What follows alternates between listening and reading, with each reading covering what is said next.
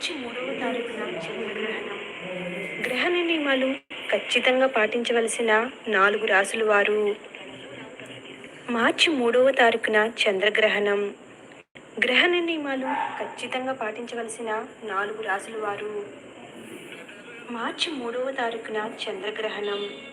రాబోయే 3 మార్చి 2026 మంగళవారము నాడు చంద్రగ్రహణం రాబోతుంది.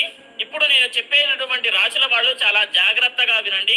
సింహరాశి వారు, కర్కాటక రాశి వారు, కన్యా రాశి వారు, కుంభరాశి వారు, మీన రాశి వారు. ఈ రాశుల వాళ్ళు ఏం చేస్తారు అని అంటే, ఖచ్చితంగా గ్రహణ సమయం ఏంటి, మన భారతదేశంలో ఎప్పుడు కనిపిస్తుంది అని అంటే సాయంత్రం 6 గంటల నుండి 7 గంటల వరకు ఉండబోతుంది. కాబట్టి ఈ గంట సమయంలో మీరేం చేస్తారు అని అంటే, పట్టు స్నానం చేయండి, విడుపు స్నానం చేయండి. పట్టు స్నానం ఎప్పుడు చేస్తారు?